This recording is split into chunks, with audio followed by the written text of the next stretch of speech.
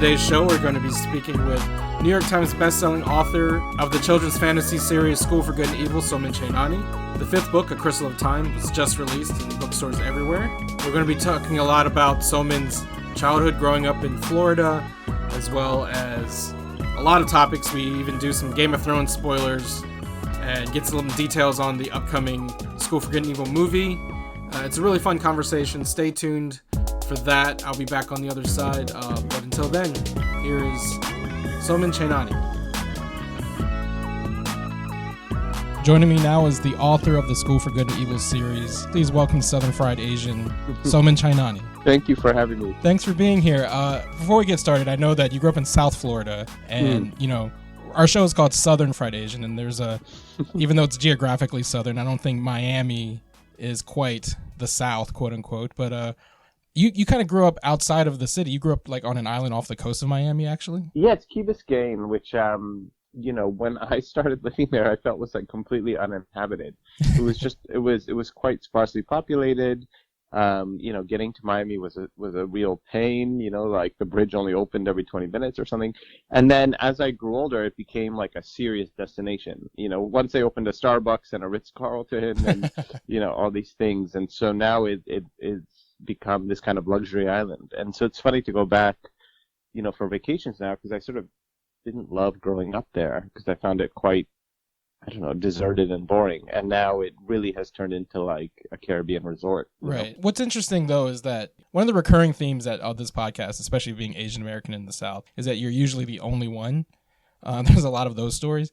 Growing up in Key Biscayne, how many Indian Americans were in the neighborhood? It was definitely just me. I mean, I think just us. Like, that was what was amazing was I lived in this condo complex that was pretty huge. It was the biggest one on the island. And, if I ever came and there was a new guard or something, they always let me through because they just knew I was one of the Indians. Like I was in like the Indian family. So it came with its advantages, that if I came back in a taxi or something or whatever, they never had to check who I was. So what was that experience like? Key Biscayne is, I guess, back in the day was, as you said, kind of a small town, but you said it was sparsely populated. Was it considered kind of rural? I mean, it is a Caribbean island after all. No, I mean, it wasn't necessarily rural as much as it just was empty. There was just not very much there. It was just beach, you know what I mean? So it was like,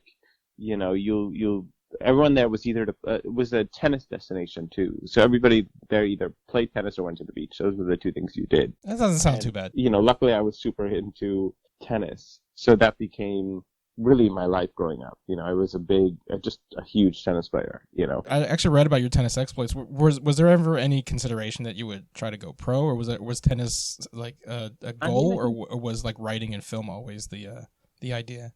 No, I mean, I think I always, when I was younger, thought somehow I could get good enough to turn pro. I think that sort of drove me, up until high school. And then I just don't think I was big enough. I think maybe like 20 years ago or 30 years ago, when the equipment was different, I could have survived, or found a way to modify my game, just because tennis used to be a much more skill-based sport versus now it's all power.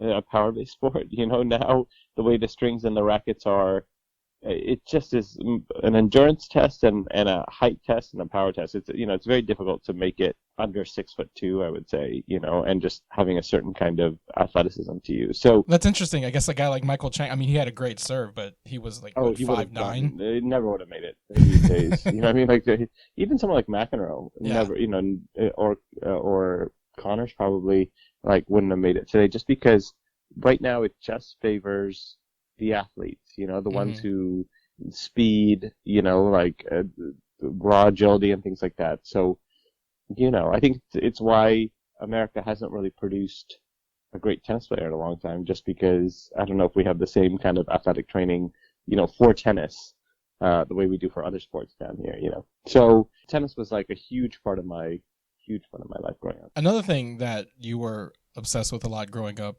which is kind of relevant to what your career ended up being, is that you really had a thing for Disney, apparently. Can you describe your Disney obsession growing up? I mean, that was all we had to watch, really. I just feel like that was what was in the house, was just, every single Disney movie ever made. And so we just sort of would cycle through them and watch them over and over and over again until we had them completely memorized and, just sort of really knew the movies. And so, that became our sort of source of entertainment. And it's funny, whatever you watch when you're a kid really influences you in a lot of ways because it sort of gives you your first sense of the world outside of what you're experiencing.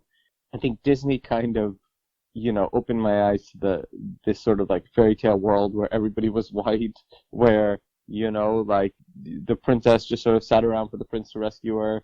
The witch was always sort of dark featured. And like, so like just these sort of things that sort of lodged in my memory. And I loved Disney. I was obsessed with it. But only as I got older, I started to really question these things. The fact that I liked the villains more than the heroes. I thought the villains were more interesting. I saw more in common with myself than the villains. And really starting to ask myself, well, are these the real villains? Like, do these people deserve to die? Like, why are they evil when there's no evidence of it in some of these movies? And then I learned about the real fairy tales later, and how Disney sort of obviously rated them to change the endings and make us believe in happily ever after and good always wins and all these sort of tenets that are not true, Which, of course, sowed the seeds for your book series, School for Good and Evil, where you do kind of subvert the whole idea of like the pretty blonde is the princess and the dark-haired goth, for lack of a better word, is the villain. 100%. Yeah. I think I blame the book series for my daughter's kind of like she's turning into a goth now. I think a lot of it has to do with Agatha. But oh my God, how old is she? She's 12. She's going to be 12 soon. Well, it's funny that's the age. Like 11, totally. 12 is where you really start to like, make your turn in life. And that's when I started listening to The Cure and Susie and the Banshees. It was around there middle school. It's the music you listen to. I would say like the books you read and the music you listen to when you're 11 or 12. If you can find that thing that sparks for you, it will change your life, And for me, there was sort of this intersection between the Disney stuff I was watching and starting to question and really sort of like, take in a deeper way. And at the same time, I was a huge Madonna fan. And Madonna's whole career in the 80s and 90s was based on sort of blowing things up. You know what I mean? Like on finding every taboo she could and trying to, poke fun at it. And I think those two things intersected. Because if you look at the School for Good and Evil, it really is sort of a 90s Madonna-style takedown of Disney. Yeah. I never thought of it that way, but you're right. Of sort of like, taking all the things that people thought were sacred about Disney storytelling and then one by one kind of blowing things up. So, that's why I tell kids when I go on the road is you have to really pay attention to the stuff you like at this age because it might define your life, you have no idea, but this stuff is important, So if you're sitting there reading, Diary of a Wimpy Kid and Dog Man over and over and over for the next 10 years, you're sort of missing an opportunity to, find that thing that is uniquely you somewhere. Because even though like the dichotomy is that this is a school for good and this is a school for, it's like the story and as the series progresses, it's really about those shades of gray in between and how it's almost like the yin and yang. You can't have one without the other, and redefining what quote unquote evil means. Like a lot of those themes, I think, are because we tell ourselves these myths. That's how we end up with like the politics we end up with, right? Like that this is good 100%. And that's evil. There's a direct line from Disney to our current state of politics, 100%. Because the way Disney always operated, and they do it with Marvel now too, because they own Marvel, is and Star Wars. I mean, it's really all of these pop myths that we have are all about like what's good versus what's evil. Yeah, and naming it, being like, here's good, here's evil, and no matter what evil does, they have to die at the end because they're the evil one, right? But if you actually look at the way that they're presented, often the evil guy, if you just sort of like, change the story's perspective, the good guy would be the one who, is the one who deserves to die. I mean, like Little Mermaid is the classic example where Ursula is doing nothing wrong. She's chilling in her cave, like not bothering anybody. Ariel's the one who bothers her. Ursula makes her sign a contract that is not a great contract, but sure. Then that's how contracts work. That's not her problem. Ariel should have a lawyer. Like, Ariel's the one who's disobedient. Ariel's the one who falls in love with some guy she knows nothing about. Like, everything she does is, she's a traitor to her father by going to Ursula. Like, all these things. And then at the end, she wins somehow. And then Ursula dies, and you're like, but what did she do? Like, she didn't do anything. So, I don't know. I think that's the sort of stuff that always bothered me, that this idea. And so, the way it is now in politics is each side thinks they're the good side, right? And the other side is the evil side. And so they're locked in this kind of like, Marvel-esque, Disney fairy tale battle with each other, not realizing that, at the end of the day, like, who knows where the right answer is. But they sort of have to, like, accept that they're both extremes, and the right answer is somewhere in the middle. Right, because this is not to say that there's no such thing as evil. Like, evil does exist in the world, but I think we too often paint everything black and white. Another example would be like Star Wars, where the rebels, from a certain point of view, are terrorists, and that's how we paint, rebels in our minds, in our current events, right? So if you flip the script a little bit, Luke Skywalker could be labeled a terrorist, and 100%. That's kind 100%. Of again, what's good, what's evil. Modern storytelling is starting to see that and be less black and white, where we still have a lot to go, and I think a series like School for Good and Evil is definitely breaking those barriers down, and fortunately we're going to be having movies soon, right? You signed a deal with Universal. What's the plan for the film adaptations of the books? It's supposed to be one movie per book, and we're pretty close to having the first movie kind of ready to go underway. We've got the budget and schedule done. We have a director aboard who we haven't quite yet announced yet, but she's absolutely a genius. I think they're doing a final dialogue polish on the script, and then they'll start casting. So, I think we're getting as close as we can get. You actually started out in film because when you went to grad school at Columbia, you went for film school. Has that experience with film made it easier? Because we're in this post Game of Thrones world now, where everyone is basically shitting on Benioff and Weiss for destroying the end of Game of Thrones, and it's part of that is justified. Part of that is also like there's a skill to adapting work when you're adapting your own work and condensing a thick novel into a 2-hour film. Is there a skill set that having a history in film helps? Oh, absolutely. They're two totally different skills, which is why I think these last couple seasons of Game of Thrones have been so problematic. I think, the adaptation is a science. Mm-hmm. It requires kind of a plumber's mentality. You have to sort of sit there, analyze the pipes, rearrange things. It's a lot of just sort of moving things around, right? It's very mathematical. There's not that much creativity involved, in a generative sense. It's more of a abbreviating of something that already exists, and it's a very specific skill. And so, you learn that by going to film school and things like that. And the two, the creators of Game of Thrones are exceptional at it because those first, 6 seasons are so strong.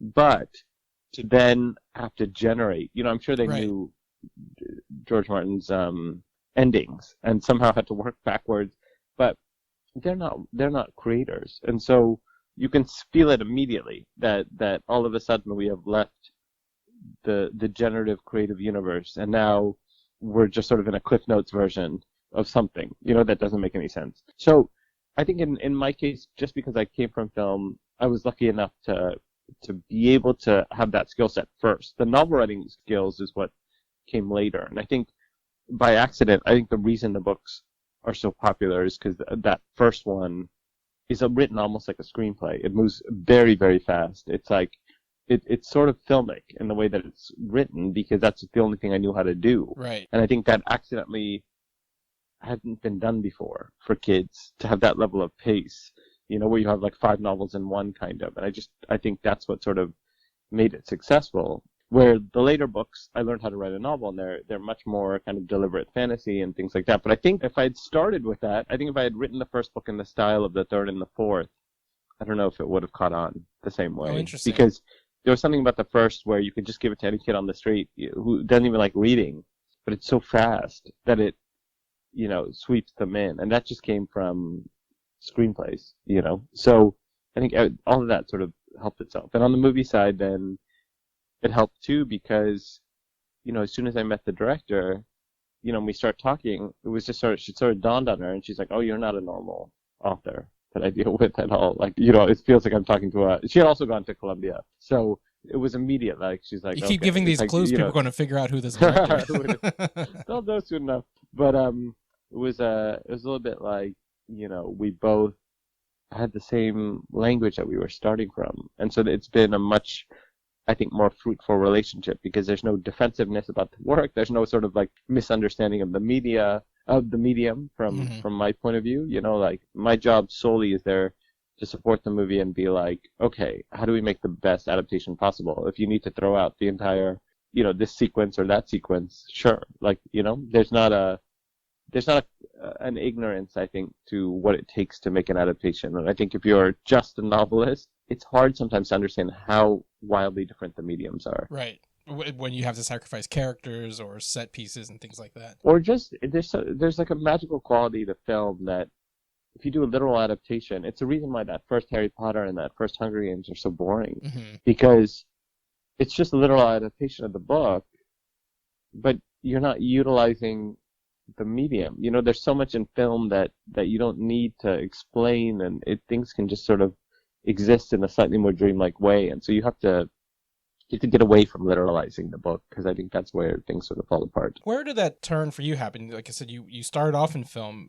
How did you decide I'm going to be a children's book author? Where did that decision come from? That was also sort of an accident, because I was supposed to direct a movie coming out of film school. I'd had this sort of like hot script that had sort of caught fire, and very quickly I found myself, I think I was like 28, in London, starting to cast to direct a $5 million movie, you know, as my first movie. And so, you know, that was before streaming and all that stuff. And I worked almost for a year and a half getting the movie ready and going, you know, searching locations and setting everything up. And then I think the financial crisis happened, or it at least, you know, reverberated, and the studio went bankrupt and basically put the movie on ice indefinitely.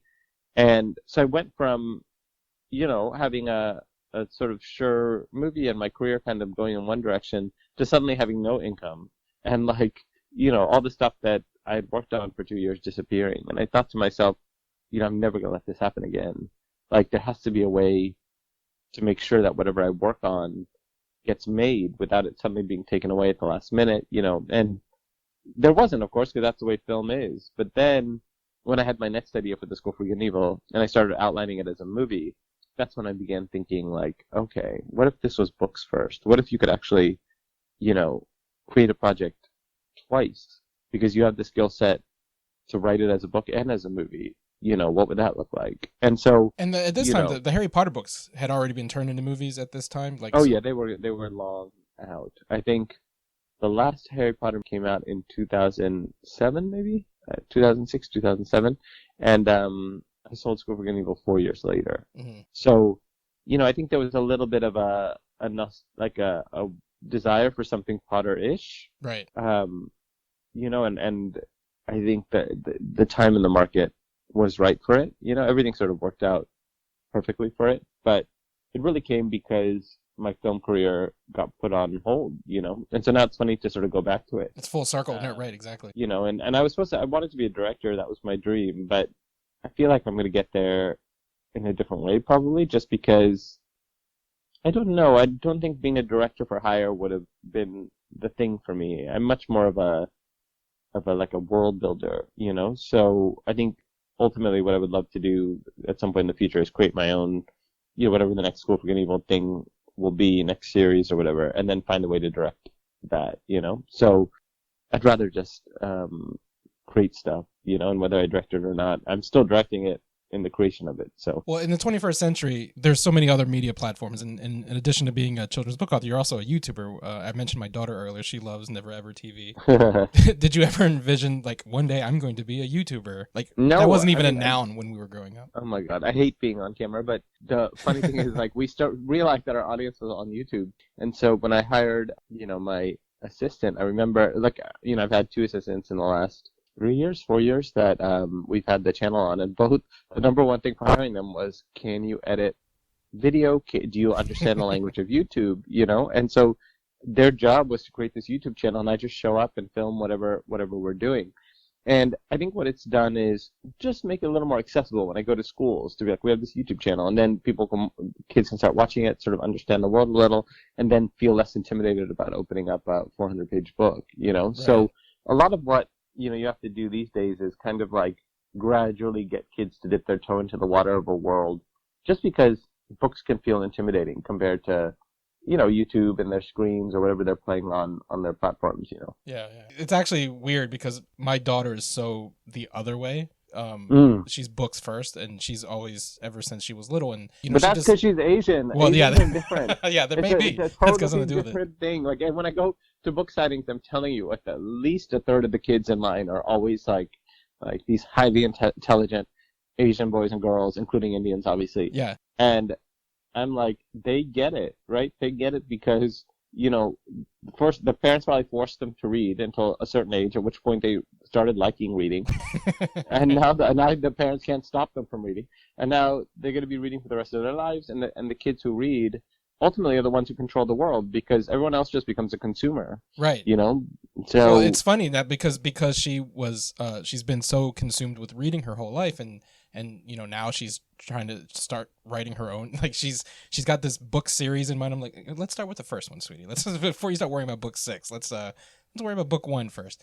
But it's definitely inspired her to be a world builder herself, and a lot of that has to do with reading and reading your books, especially, and just understanding, like, what does it mean to go be, like, as you said, to go beyond just consuming it and creating it yourself. I think exactly.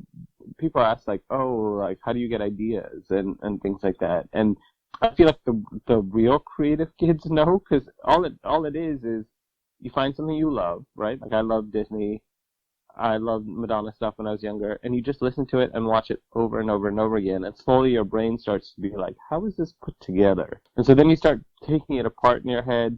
Then maybe you start writing a little fan fiction or drawing stuff. Like, you start to almost mimic it, but then you're also making your own additions. Like, there's so much School for Good and Evil fan fiction online. It's one of the most, like, fan fiction series, I think, just because there's a lot of characters, there's a lot of things to play around with and things like that, and the kids, get into making their own versions. And, this stuff's insane, the stuff they make. But, like, you can see how it's very uniquely based in whatever their personality is, Yeah. And their grievances, like, a lot of fan fiction comes out of grievances. Like, the sure. reason I wrote School for Good and Evil was because I felt like Harry Potter had some, intrinsic problems that I wanted to solve. Like, again, this Disney-esque, here's the good guys, here's the evil guys. We never see the evil guy's perspective. The evil guy, Voldemort, solely exists so he can die at the end. Right. These kind of basic things that I wanted to fix, And I think whenever kids come up to me and they're like, why isn't there this in the book? Or why, there's a big complaint of, why isn't there more open LGBT relationships in the books and things like that? And to me there are, but I'm always like to kids, then listen, like, go write your version of a fantasy world that has it to a level you're happier with. Like, use your grievance to create something, because that's where the good stuff comes from, Yeah, I mean, I actually wish more people would do that than, harass creators on Twitter. just do your own fan fiction rather than, like, start a petition, right? Well, I don't know. Game of Thrones, I think, deserves it. I feel like we should do them.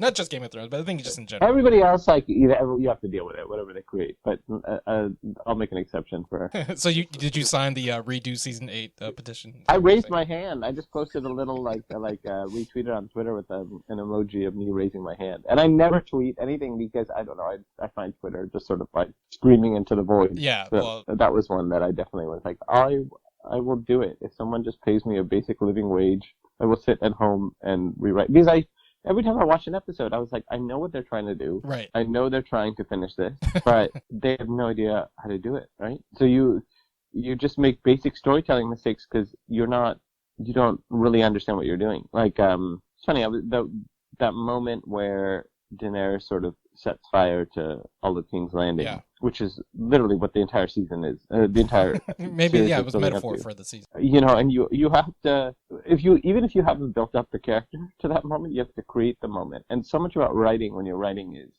okay, here's a big moment. Have I set the stage? Do I know what's in her head? Do I know what's happening? And then what's the emotional aftermath? What's everything? And I think the key that they had lost touch with what they were doing was, as soon as she started setting fire to everybody, you never went to her again. And so you never cut back to her. So you never saw her face, you never saw her reactions, her emotions.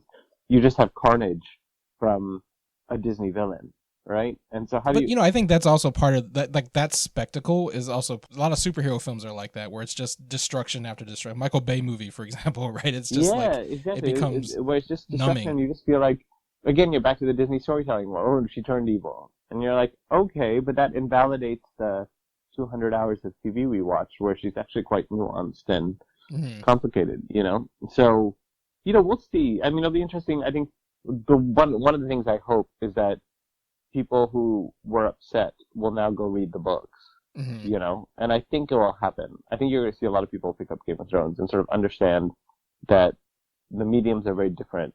And ultimately, if he gets to ever writing his endings, it will be different. And it will work in a way that, you know, the show didn't. But I do think that there is definitely like a tension between creators and critics and fans, like that is different today than it was. And maybe it's the immediacy of the internet. Like, you can, you know, if you have a complaint, it used to be you just write fan fiction and you fix you know, headcanon, right? But now it's become, I can easily just put an @ symbol and now I'm talking to the person and I can say whatever I want, and some of that can lead down, you know. Yeah, 100%. I think it's good and bad, you know. Good because, I don't know, people get their opinions out there and things like that. But it also then, you know, makes it so that, you know, the army can sort of take down anybody at any given time, you know. But, you know, I think the other thing that we forget is history is quite long, you know. So 2 years from now, let's see what our thoughts on Game of Thrones are, you know. It might have transcended to the point where we sort of forget that last season and think of it as, you know, this incredible series that we, you know, or does this sort of anger at the way it ended hang on? You know, we don't know. Yeah. That's the problem with social media, is that it's very short term, and history's a lot longer, you know. Speaking of social media, there was a hashtag that was prominent several years ago that actually turned into a real movement and now has turned into an organization that you've been a part of. We Need Diverse Books. I know Ellen O is a mutual friend. Oh yeah, Ellen's amazing. And, you know, as an Indian American author and as a YA children's author, you know, you see diversity and inclusion. You know, you mentioned earlier that you deal with people with, like, say, asking questions about the content of your books, but I know that diversity is important to you. Like, for example, you know, you mentioned LGBTQ characters, and what I actually appreciated about the series is that there is a lot of, like, gender fluidity and stuff that you don't necessarily find in children's books, which I think was important for, like, how my daughter views the world after reading the series. How important is it that the real world is reflected in these fantasy stories? Because that's often the argument, is like, well, I'm here to escape. It doesn't have to be reflective of the real world. I mean, to me, it was more like, when I started, it was, all right, what does it look like if you don't have labels? Like, if you just sort of, like, take these things off, right? So, like, Tedros in the second book, and he's very much the Prince Charming, and he's quite, like, sort of macho and all that stuff. You know, the girl he's in love with, Sophie, gets turned into a boy, and he doesn't know it. And so he's sort of, like, hanging out with this new guy friend, who's actually his girl, actually the girl he's in love with. And slowly he finds himself, like, getting closer and closer to this guy, feeling, like, weird about it. But there isn't this, like, shame of being gay, or what does being gay mean, or whatever. It's just, like, there's this dude, and we are getting awfully close. You know, so, like, those sort of things, I think, are fun to explore when you sort of take away the context and the modern kind of labels surrounding it, you know? And so it's more important to me to create sort of a blank slate world where you can take away politics and, you know, all the sort of things of the moment, and try to see in a timeless way, how do we reflect all the shades of the world, you know, but not necessarily in, like, a mimicry of what exists, you know, almost like how the world should be versus how the world is. Right. Were you always envisioning the School for Good and Evil would be 2 trilogies? I was actually surprised after the 3rd book that you were doing a 4th, 5th, and the 6th. Was that always the plan, to do, like, this massive saga, or was it, you know, as you were writing, you were like, oh, I have so many more stories to tell? Well, I knew for sure that, like, when I started, that it would sort of be like Star Wars, in the sense of there would be 3 different trilogies. The question of when I would write them, because I knew the first 3 were going to be the school years. I had a story for the second 3, which I knew was going to be older, a little more Game of Thronesy, a little more high fantasy, you know, a little more edgy, and I just didn't know, like, would I wait until the movies came out? Like, just because I felt like the first 3 were sort of daring enough, but I felt like the second 3 would be super kind of provocative, you know, the way they were told and things like that. And I wasn't going to do them right away, but I don't know. I think something happened, I guess, in 2016 where the movies were still taking a little bit longer. And I think also the world was starting to change. Trump's election, the rise of sort of like, intense social media and all this stuff meant that kids were growing up quite fast. And I felt like the story of 4, 5, and 6 was right for the time, and I think ultimately it was the right decision, I know you mentioned that these stories are supposed to be timeless, but I do, since you mentioned 2016, I do get I'm not trying to say that like it's very like Trump is the Ryan character or anything like that, but there's definitely like this idea of a false leader or someone who lies his way to the top and kind of pulling the wool over everyone's eyes. Absolutely. And the idea that again that like it's not just a straight up villain because he thinks he's doing, as you go on, you start to realize that he thinks he's doing the right thing. He thinks he's rescuing, the woods. And so you really do have this competition between, two different sides, each of who thinks the other side's evil, So I think a lot of stuff that was bubbling up in society really became crystallized in that election.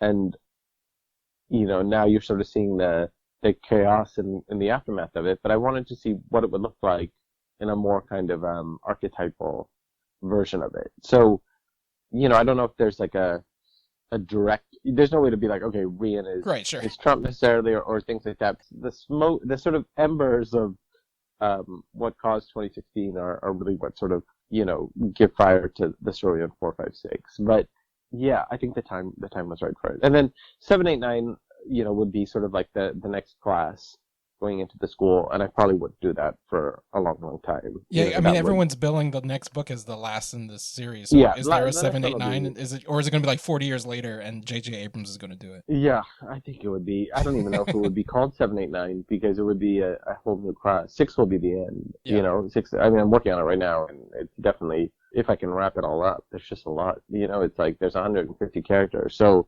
trying to add like 70 different plot lines, and it's just don't give it to Benioff and Weiss to finish it. I think that's it's funny. Like I was reading this interview with George R. R. Martin's blog, and he's like, I need to wrap up the story of the next 2 books, and I know it's going to be over 3,000 manuscript pages, and I was just like, okay, I don't have 3,000 pages, and I feel like there's just as much chaos happening, so like somehow I have to wrap it up without it feeling too fast, so. It's tough. It's definitely a challenge, but, so far so good. I think what's been lucky with this series is that I've tried to make sure that I never put out a book that I don't think is the absolute best I can make it, and so I'm hopeful that each book gets better, and I can only hope that this last one is like the one all the kids like, hold on to. Like I need to, yeah, exactly. I need to avoid the Game of Thrones, like the ending poisoning the rest of it. So, would you ever? I mean, I guess you've made the movie deal, but do you think like television is a better medium for adaptation than film? Because I mean, we keep talking about Game of Thrones, but like you do have more breathing room than like condensing everything to 2 hours. You could condense it to 10 hours. But for fantasy, I don't know. I think like you would need a lot of money because yeah, that's the problem. The movie's over $100 million, right? And so it will have a certain production value that I don't know you would get in a TV series of this world. I think it would look quite cheap. I think it would end up looking like a Disney Channel thing, because to create 10 hours of, material, like, especially in a world this rich and intensely visual, I think Game of Thrones is the once in a lifetime thing where the audience, like that first season, they didn't have to do all that much. They spent a lot of money, but it wasn't like over the top. Right. There were the Battle of Blackwater and those kinds of things came much later than. Later, once it was a hit, and so then they could start throwing money at it. Where I think it's the rare series where the budget could keep up with the ambition, and I think it's very difficult to do a fantasy series on TV. We'll see with Golden Compass and things like that whether whether it works. But I just think TV is a more intimate medium. You would need a ton. It would be like trying to do Harry Potter on TV would cost a fortune, Now they're doing Lord of the Rings. You mentioned his That's what materials. We'll see. I mean, we'll see. Like, Lord of the Rings, I'm assuming they're going to spend tons. But I think it's almost like you need to start with the movies and build the thing to then be able to do a TV series. Like, if Harry Potter's ever done again, if Twilight's ever done again, these kind of things, I think they'll end up being on TV. Well, there's definitely more outlets and platforms now. You in addition to TV, there's streaming and all of these different. Yeah, I mean that's the other thing is that I don't know what's going to happen long term, because I just don't know if there's ever going to be another Game of Thrones. Like, how will we all converge on a series again? Like, I think there's just so much stuff. And and I also think like that the whole idea of monoculture, right, is dying away because of people streaming things. I think the reason that there's so much, in addition to just the quality of the series up to this season, of course, but like the fact that it comes on once a week and you have 6 days of build up and discussion, and everyone watches at the same time, and they're live tweeting, and then they're streaming their reactions right after, and then there's another week of build up. Whereas like when you're watching something on Netflix, like I can't talk to you about it, Soman, because I'm on episode 10 and you're on episode 3, and like we don't 100%. There's no way to have that.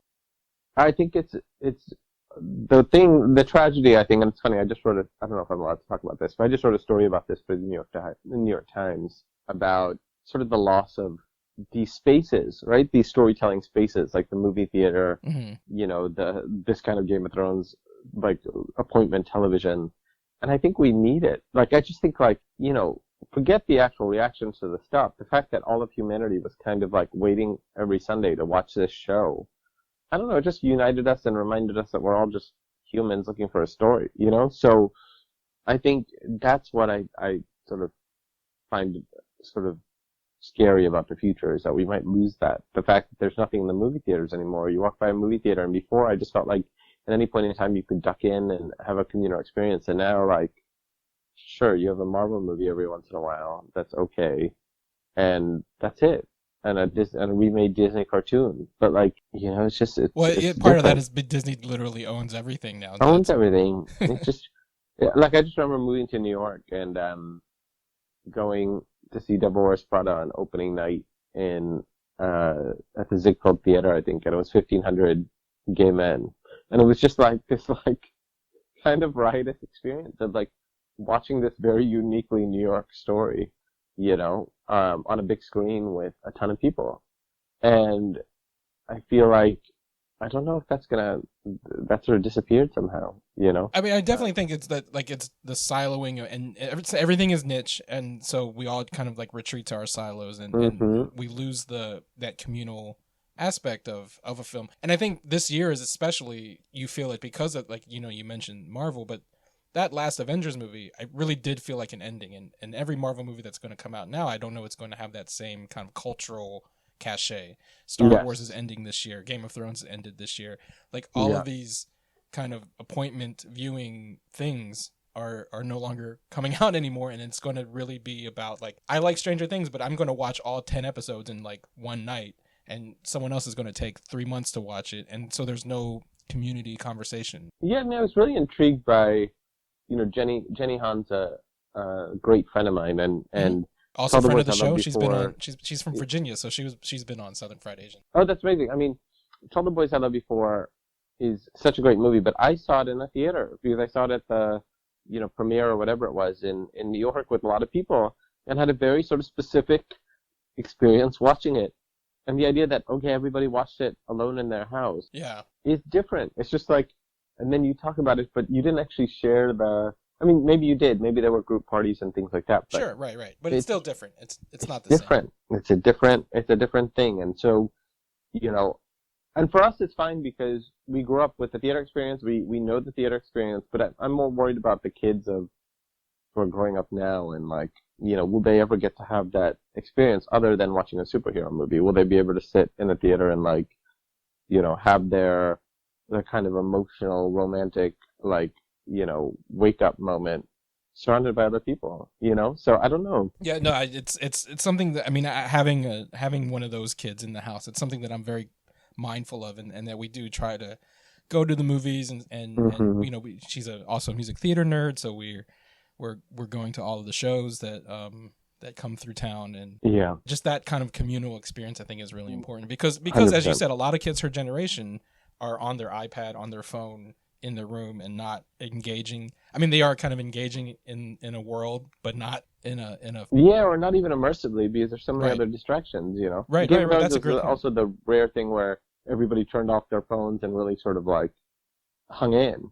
But a lot of times people, when they're watching TV, oh my God, the pizza's coming, this is happening, Yeah. this, you know what I mean? Like, Yeah. phones going ding, ding, ding. So it's different. It's a different Right. way of watching. Right, and that's what's great about like being in the theater, or if you pull out your phone, that's just not, you just can't do it. You know what I mean? 100%. Like, there's Yeah, no yeah, way yeah, yeah. you'll just be shunned for life if you 100%. Yeah. start talking on your phone at Hamilton or something. Which I'm sure people have done. Oh yeah, totally. I want to go back real quick before we end to Key Biscayne. Growing up in Florida, because this is Southern Fried Asian. Let me do the spiel. Southern Fried Asian. There's two things that are important to Southern people and Asian people, and it's food. Growing up in Florida, I mean, there's a lot of great food in Miami, but was there any particular dish or cuisine, or whether it's from your family or from some hole in the wall down the street, that reminds you of home and makes you miss it, and whenever you get back, you try to have it? I would say there's two probably. My grandmother, who passed away and really was sort of like the closest family to member to me. Like, she was almost like my soulmate. Like, she used to make these potato chickies. She called them, with potatoes and chutney and peas in them, and they were just so delicate and light. They almost tasted like, I think what was amazing about them is they almost weren't like Indian food. They could have been anything. Mm-hmm. Like, if you were like, this is Brazilian, this is Italian, this is Greek, everyone would have believed you.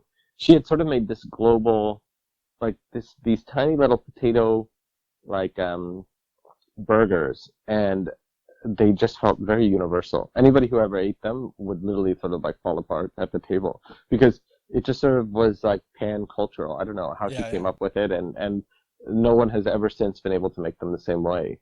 And then the other thing is, every Sunday as a family we'd go to this Italian restaurant, every Sunday from when I was like 4 until when I was like 18, and I always had the same meal. It was always buffalo mozzarella, and then penne with spicy tomato sauce. And I feel like anytime I'm having a really bad week, I'll just go to an Italian restaurant here in New York and try to mimic it, but it's not the same. It's not the same.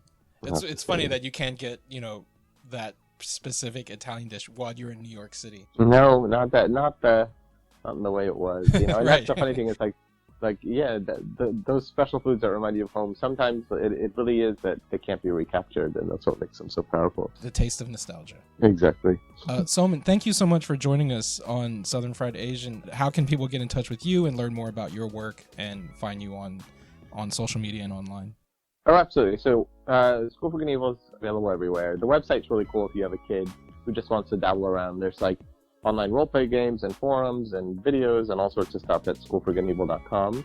And then best way to get me, I'm more active on Instagram at SomanC, just because Twitter makes me nervous, but I'm also on Twitter at Soman Chainani. So you can get me on all those things. And then my website is somanchainani.net. All right. Well, Soman, thank you so much for being on the show, and we will look forward to book 6 next year, right? Hopefully. Yep, it will be out sometime next summer. And the films hopefully soon after that. So very excited. Very exciting times. Thanks again for having me. I really appreciate it.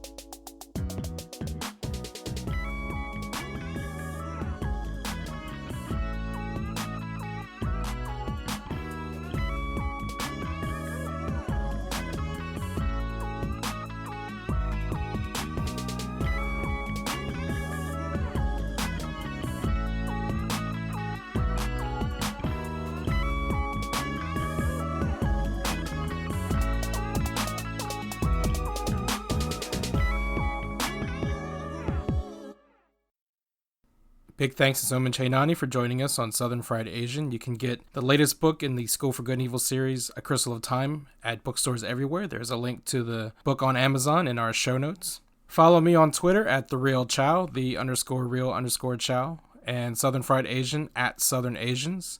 Go to hardknockmedia.com to subscribe to this podcast, along with the other podcasts in the Hard Knock family. Subscribe and download on Apple Podcasts, Google Play Music, NPR One, Spotify, and Stitcher Radio. As always, Southern Fried Asian is co-produced by Jess Vu. And until next time, keep it Southern Fried, y'all.